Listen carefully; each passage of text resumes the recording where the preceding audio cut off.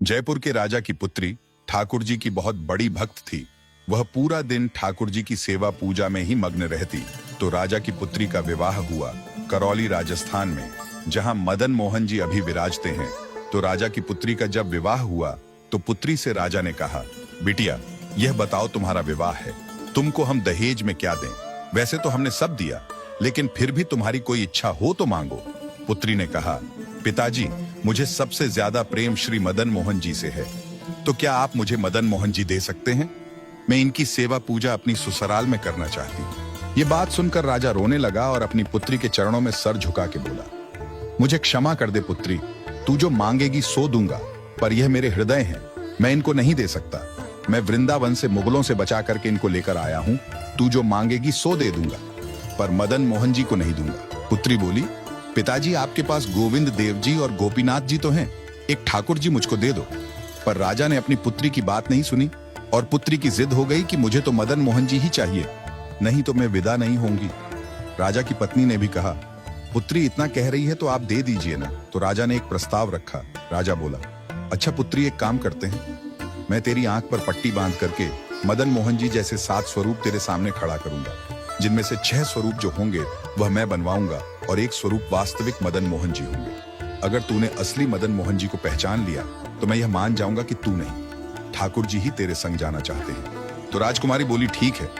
राजा ने कारीगरों को बुलवाया और मदन मोहन जी जैसे 6 स्वरूप बनवाए और सभी का एक जैसा श्रृंगार किया। पुत्री की आंख पर पट्टी बांधी और कहा कि अगर तू असली मदन मोहन जी पहचान लेगी तो मैं ठाकुर जी को तेरे संग भेज दूंगा। उसने हाँ तो बोल दिया, लेकिन वह कांपने लगी, घबराने लगी।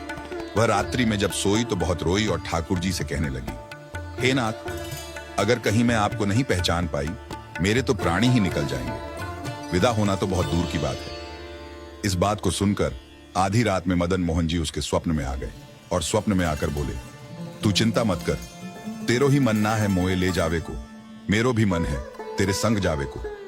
ठाकुर जी बोले, मैं एक काम करूंगा, जैसे ही तू मेरे स्वरूप को हाथ लगाएगी और मेरे हाथों को स्पर्श करेगी तो मैं अपनी कन्नी उंगली हिला दूंगा, तो समझ जाना यही असली मदन मोहन का स्वरूप है।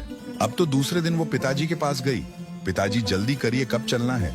तो पिताजी बोले, बिटिया तू भी क्या याद रखेगी, मैंने ऐसे स्वरूप बनवाए हैं कि कोई बता ही नहीं सकता कि असली मदन मोहन कौन से हैं। पुत्री की आंख पर पट्टी बांधी गई और कहा, जाओ और ढूंढ लो असली मदन मोहन जी को।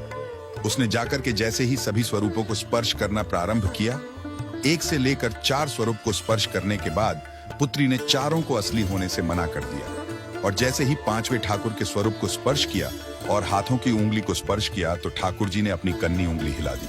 और जैसे ही कन्नी उंगली हिलाई तो पुत्री बोली, पिताजी यही है मदन मोहन जी। राजा के नेत्रों से आंसू गिर गए। राजा अपनी पुत्री के चरणों में गिर गए और उठ करके अपनी बिटिया को गले से लगा लिया और पुत्री के कान में बोले, मैंने ठाकुर जी की कन्नी उंगली हिलते हुए देख ली।